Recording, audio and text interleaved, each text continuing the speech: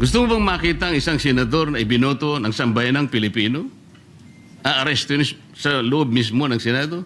Ay, hindi po tayo dapat pumayag. At katunayan nga po, katulad po ng sinasabi ng ating ibang kasama na ito daw ating pinag-uusapan, ay wala daw itong kwenta. Napaka-imposible po nun.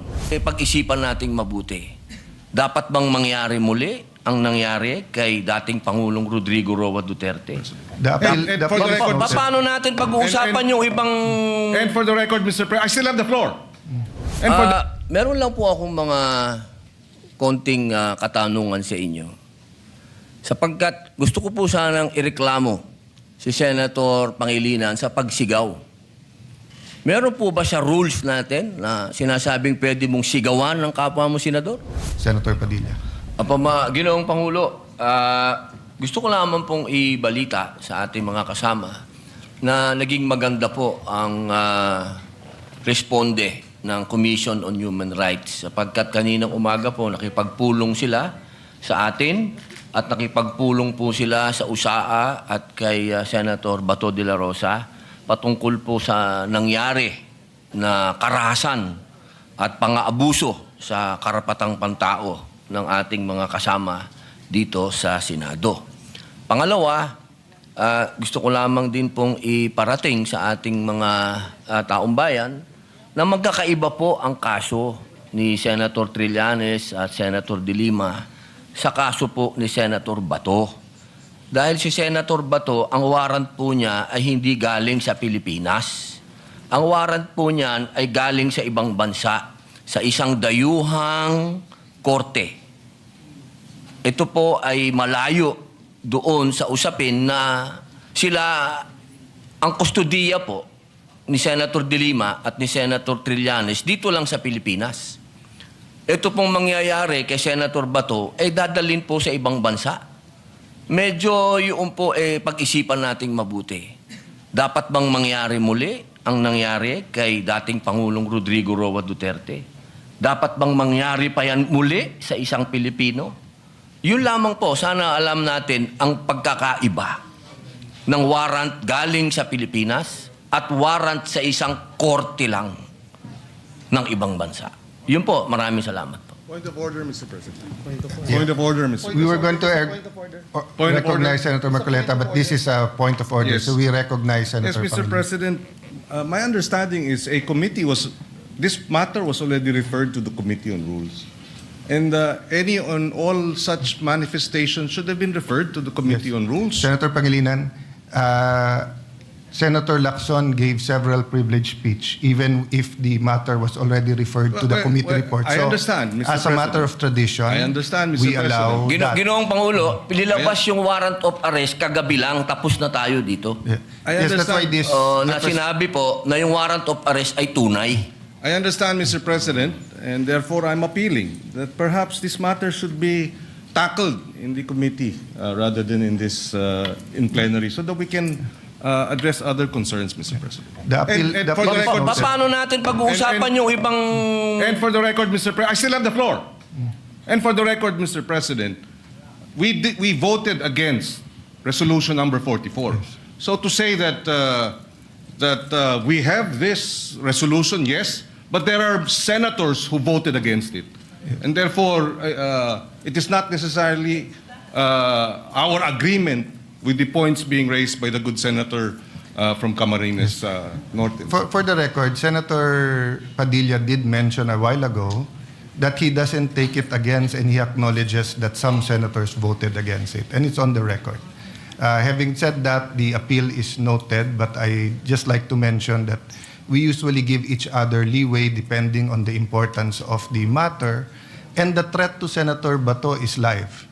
There's been no official communication that he is free until a Philippine court issues a warrant of arrest. No? So I ask the patience of each member, but acknowledge the statement and the interpretation, the proper interpretation of the rules by Senator Pangilinan. So you May may we ask proceed, Senator Marcoleta, Mr. President? Yes, Senator Marcoleta, He's you're been now waiting for recognized. quite a while. Salamat po, Mr. President. Kahapon pa po ako naghihintay. Ang dami na po kasing nagsalita. Sana po kung sino naman yung nauna na nagsabi, pakiunan nyo naman po. Sa akin lang po, nagpo-point of order po tayo, pero tayo rin naman po nagbabiolate ng ating patakaran. Nangyari po kasi yung nangyari kahapon, Mr. President, sa unang kasaysayan, sa kasaysayan ng institusyong ito. Nakita ko po, Mr. President, kung paano ginawa ng mga NBI yung ating pasukan. Gumawa po sila ng checkpoint. Sa akin pong palagay, magmula po nung panahon ng Philippine Assembly, hanggang ngayon, wala pa pong nangyaring gano'n. Dahil po sa respeto sa tatlong dakilang nagkakahating bahagi ng ating pamahalaan, ang executive, legislative, at saka yung judiciary. Ngayon lamang po nagkaroon ng ganitong insidente kung paano niyurakan ang dangal ng institusyon na tayo pa po ang naririto. Mr. President, gusto ko po sanang magtanong ng ilang mga bagay sa ating kasama, sa kanyang mga tinuran na pangyayari, kaugnay po ng tangkang paghuli kay Senator Bato. Yun ang Pangulo, mas maganda pong makatanggap tayo ng mga katanungan sa ating kasamang kahapon pa nag-aantay. Yes. Salamat po, Mr. President. Please proceed unless you want to postpone that till tomorrow. Mr. President, Your Honor, kanina po ay marami rin pong gustong magtanong sa akin ng mga miyembro ng press. Bagamat tinangka ko po na wag munang umarap sa kanila dahil minsan po, imbes na makapag-clarify ka, lalo pong dumadami po ang mga issues. Kaya ako na pong nagpilit na parang iniiwasan ko na po. Kaya lang, hindi mo po maiwasan. Sa dami po nila, talagang hahabulin ka po eh. Ang una po nilang tanong sa akin, Sir, ipa-aresto niyo po ba si Senator Bato? So sagot ko po, Mr. President, tanong din. Ikaw, kayo, gusto niyo ipa-aresto? Ang sagot sa akin, hindi po, kayong tinatanong namin kasi kayo po ang nandito. Eh. Hindi, tinatanong ka rin kita kasi Pilipino ka. Gusto mo bang makita ang isang senador na ibinoto ng sambayanang Pilipino? Aaresto sa loob mismo ng Senado? Hindi po. Okay, kung ikaw hindi, di lalo na ako. Kayo po ba'y na-interview rin ng gano'n? Opo. Sir President? Nakakagulat po sapagkat ako po din mismo, mahal na kasama at idolo namin, Senator Marcoleta. Nagtataka din po ako sapagkat marami po sa mga tanong sa ating ibinabato. Parang tayo pa ay may kasalanan sa pagbibigay natin ng masasabing lugar sa ating kasama dito sa Senado. Samantalang meron naman po tayong adopted resolution number 44. Ako po'y nagtataka talaga bakit ang mga tanong ay para bang tayo ay harboring kagad ng kriminal. Ginoong Pangulo, Your Honor, yung nangyari po kahapon, mas naniniwala po ako sa dating Pangulo natin, Senator Soto, sa kanyang sinabi. Nung tinanong ko po siya kahapon, habang nagmimerienda po tayo, nung tayo nakasuspindi pa, sabi ko, Mr. SP, nung pinuntahan ka ba ng NBI, pinakita sa'yo yung warrant of arrest? Nakita mo ba? Hindi, sabi niya. Ako po naniniwala na talagang hindi nila ipinakita yung warrant of arrest sa ating dating Pangulo ng Senado. Ang ating pong miyembro ng press, Mr. President, mahilig lang silang tanong ng tanong eh. Pero yung basic yun ang ayaw nilang tanongin eh. Halimbawa si Trillanes, Winawagayway niya, ito ay kayong warrant to. Ayaw man lang, bakit hindi nila suriin? Pwede po bang makakuha ng kopya niyan? Kasi po kahapon, Sir President, Your Honor, nung makausap natin ng NBI Director, pwede mo ba kaming bigyan ng kopya ng warrant of arrest? Pwede mo rin ba kaming bigyan ng communication between the ICC and the Interpol? Sapagkat ang Interpol, ang karaniwang ginagamit po nila para i-execute yung warrant ng kanilang inisyu. Yan namang Interpol, gagamitin po niya yung counterpart dito sa ating bansa, ito po yung PCTC.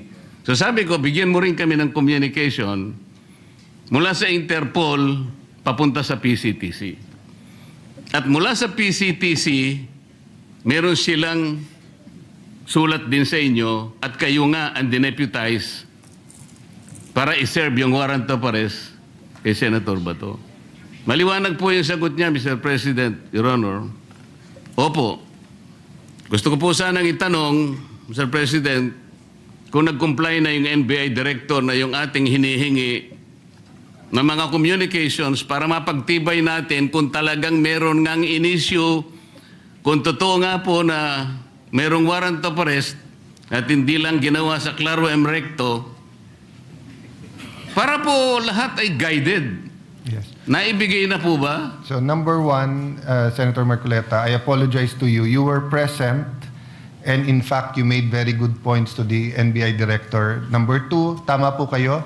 He promised to officially communicate the warrant and I told him he is welcome to serve the warrant. The issue is the actual arrest.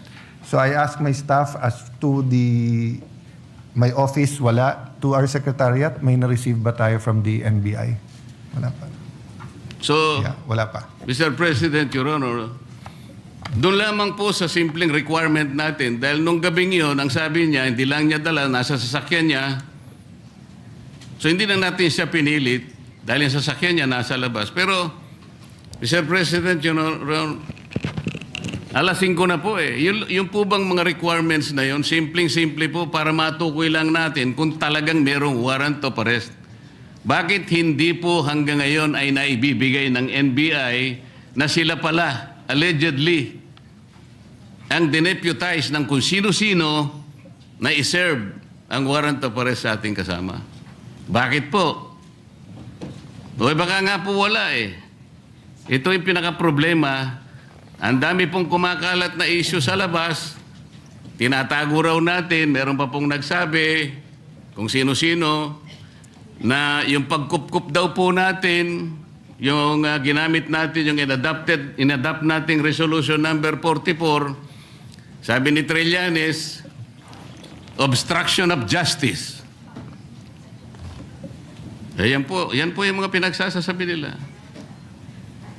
Your Honor, alam niyo po ba yung statement ng Permanent Mission of the Republic of the Philippines sa United Nations noong 79th session of the UN General Assembly? Ba, napakaganda po yan. Mas maganda po, basahin niyo po sa amin. Kasi hindi mo pa alam, di ba? Opo. Salamat po, Mr. President. Ito po kasi may kaugnayan sa pinag-uusapan natin eh. Ito pong 79th session of the UN General Assembly ay may kinalaman po sa pagde-define ng scope and application of the principle of universal jurisdiction. Ito po yung naganap, Mr. President, on October 16, 2024. Kasi po, bilang tayo po ay permanent member ng United Nations, tinanong po nila yung ating posisyon.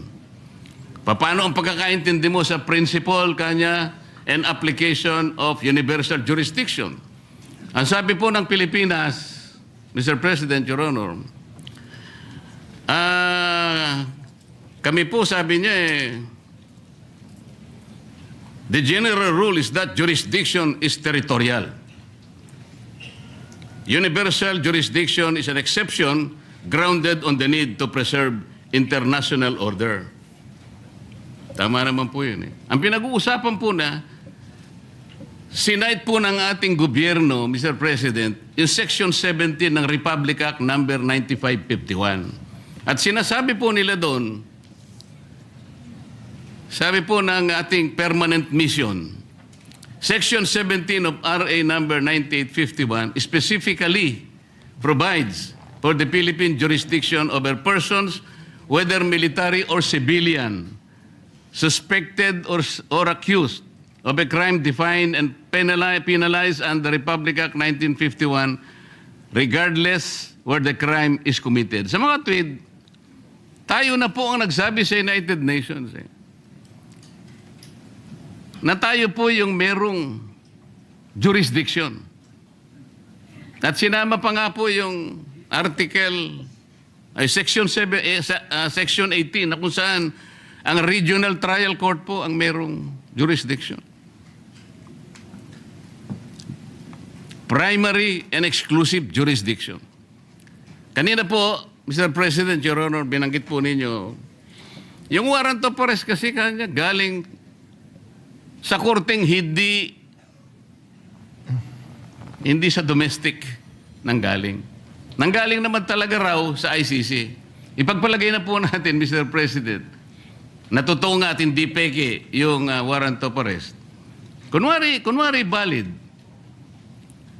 Ang sinasabi po ng ating batas, Mr. President, isasagawa mo lang ito sang-ayon or in accordance with the extradition laws and treaties obtaining in this country. Mr. President, wala po tayong extradition treaty sa ICC for the simple reason that ICC is not a country. Wala rin po tayong treaty sapagkat nag-withdraw na po tayo sa ICC. O paano niya po i-apply yung kanilang warrant of arrest? Ang jurisdiction po ay atin na. Mr. President, Your Honor, on May 10, 2026, ang ating kasama, Senator Bato, was served a subpoena by the CIDG for the alleged crime of EJK. Ano po ibig sabihin nun, Mr. President? Yung pag-serve po nag-subpoena, na-operationalize na po, active na po yung kaso kahit nasa investigative and prosecutorial stage pa lang. Ibig sabihin, our National Prosecution Service is already actively on the case. Paano po papasok ang ICC? The core function of the ICC, Mr. President,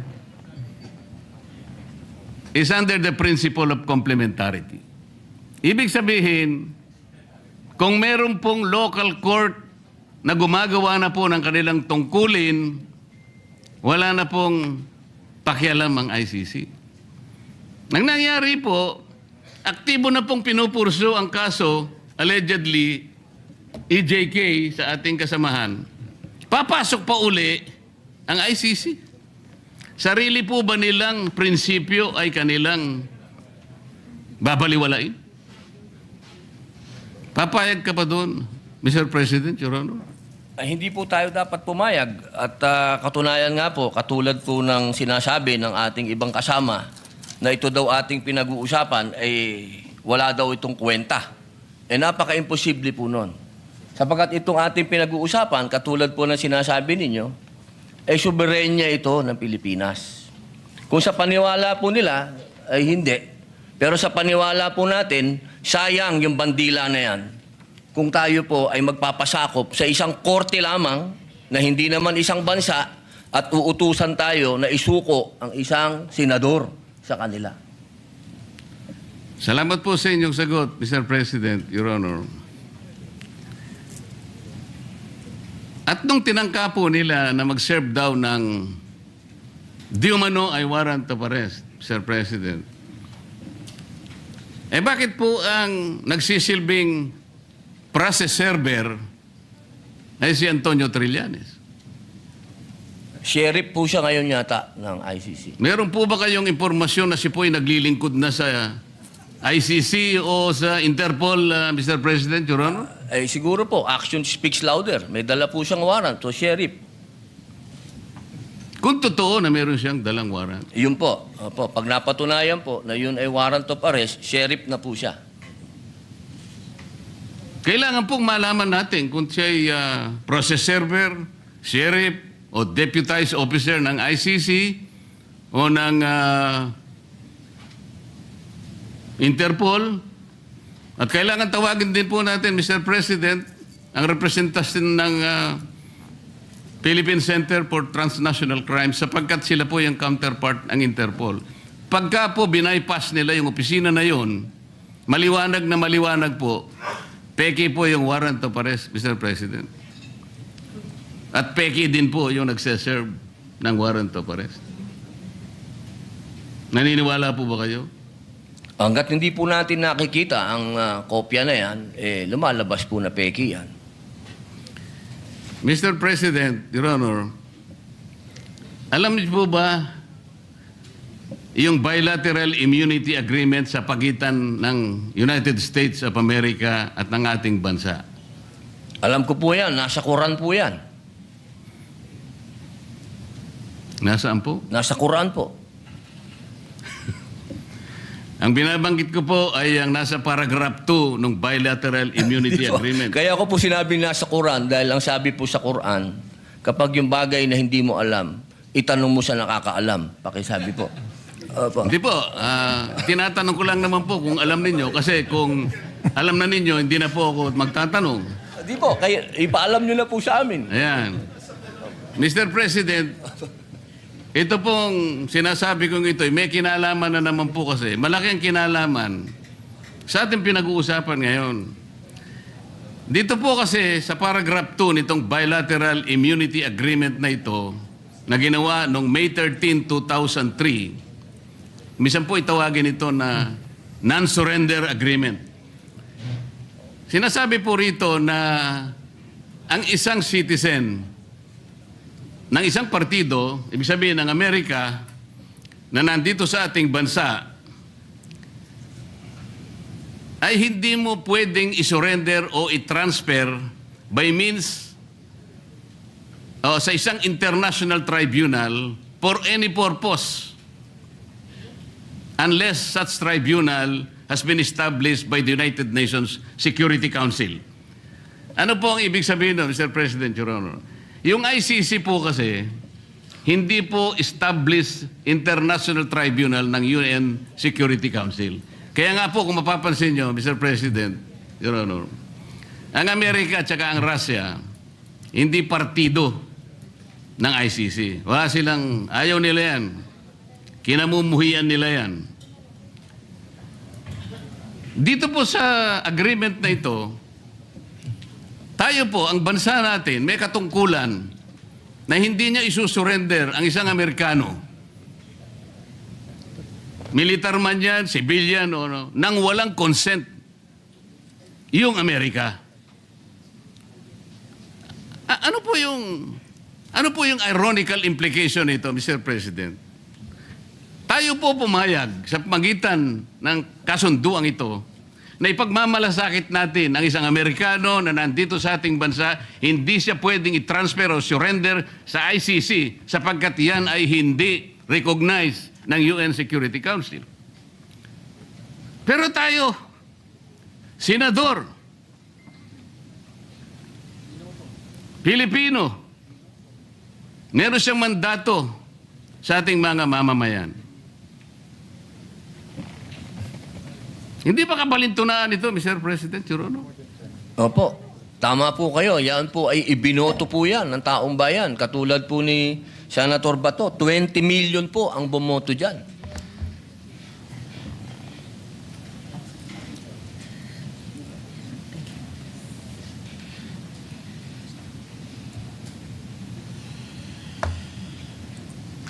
Kaya ko lang po tinatanong, Mr. President, hindi ko po lubos na maisip, tayo pala kaya nating ipagtanggol ang hindi isang Pilipino, kahit hindi Pilipino, dahil lamang nakipagkasunduan tayo. Pero sarili nating kapwa Pilipino, may mandato sapagkat nagsisilbing senador ng ating bansa. Hindi natin kayang ipagtanggol. Ito po yung irony na napakahirap siguro natanggapin ng bawat isang Pilipino. Tama po kayo eh. Ang warrant of arrest po ay galing sa ICC. Ang kaso po ni Senator Trillanes ay iba sapagkat ang nag-issue ng warrant of arrest ay sarili nating korte na kailangang igalang. Ganon din po ang warrant of arrest na inisyo kay dating Senador Laila de Lima. Pero ito'y natatangi po eh. Kung totoo po na yun, ay talagang totoong warrant of arrest. At yun ay nakabase sa saligan mismo ng Rome Statute. Bakit hindi muna nila unang basahin, Mr. President, yung Article 59 ng Rome Statute, na kung saan sinasabi ron, yung aarestuhin mong tao, kailangan madaliin mong ilagak sa isang competent judicial authority ng custodial state. Ano ang custodial state? Yung ating bansa. Bakit po kailangan yon? Maski ang ICC, kinikilala niya yon. Dahil meron pong mga prosesong dapat na mapagtibay. Una, kailangan malaman natin kung yung warrant of arrest applicable doon sa tao na yon. Dito lang, sa pinag-uusapan natin, hindi applicable kay Senator Bato. So meron siyang recourse para questionin yung warrant of arrest. Kaya importante na ilagak mo siya sa isang competent judicial authority. Ang isa pang kinakailangan mong maisaalang-alang doon, Mr. President, Your Honor, ay kailangan yung proseso ay naigalang lahat. At lalong-lalo na yung kanyang karapatan ay talagang nasino. Yun po yung inihingi noon eh. At ang isa pa po, meron siyang karapatan na magpetisyon kung sakaling yung custodial state na yon ay i-detain yung naaresto, na magpetisyon ng immediate release or provisional release. Lahat ng ito ay hindi magagawa, Mr. President, Your Honor, kung kikilalanin natin yung warrant of arrest na valid sa ating jurisdiction. Meron po siyang katapat na batas eh. Meron tayong local na batas, RA 9851, na humahatol at nagbibigay parusa sa mga ganun ding mga kasalanan na siya din naman ang nililitis ng ICC. So sa prinsipyo po ng complementarity, Mr. President, maliwanag po na nasa jurisdiction na po ng ating lokal na mga hukuman ang pag-aasunto kung meron ng basihan sa ating kasama. Hindi na dapat kilalanin yung ICC sapagkat ang batayan lang nila ay yung tinatawag na principle of complementarity. Malinaw po na nangunguna po, may primary po jurisdiction ang ating lokal na korte. Exclusive and primary jurisdiction. Yun po importante. Ngayon, yung pong mga nagkukunwa na process server, nagkukunwa na sheriff, nagkukunwa kung ano man sila ng ICC, kung bayaran sila o hindi, dapat po tingnan muna nila lahat yung mga bagay na pinag-uusapan natin. Bago nila puntahan ang isang institusyon katulad nito, nahahabulin pa yung isa sa atin. Ang pangyayari po kahapon, uulitin po natin, Mr. President, kailanman po ay hindi nangyari sa kasaysayan ng institusyong ito. Tinanong ko pa nga po kahapon sa ating director ng NBI dahil pinipilit niya. Kaya po nung papunta na, kung makakapasok po si Senator Bato sa session hall, ay wag nyo na siyang tutugisin. Para bang ang parte lamang ng Senado, Mr. President, ay itong session hall. So, nung tinanong ko, bakit po yung parking area namin na kung saan nagsimula ang habulan at saka yung mga hagdanan na hindi ba parte ng institusyong ito? Sir, sabi niya, hindi naman po kami magiging ganito kung hindi po kami nakipag-coordinate. Hindi po ako naniniwalang nakipag-coordinate sila ng totohanan. Mr. President, mas naniniwala po ako sa ating former President na hindi niya papayagan kung alam lamang niya ang kanilang balak na pagdakip at pamamaraan ng pag-iinsulto sa bulwagang ito, Mr. President. Maraming salamat po, Your Honor. Maraming salamat po. Mr. President. Madam President? Madam President? Opo. Senator Padilla, please proceed. Yes. Opo. Meron lang po akong mga konting katanungan sa inyo. Sapagkat gusto ko po sanang ireklamo si Senator Pangilinan sa pagsigaw. Meron po ba sa rules natin na sinasabing pwede mong sigawan ng kapwa mo senador?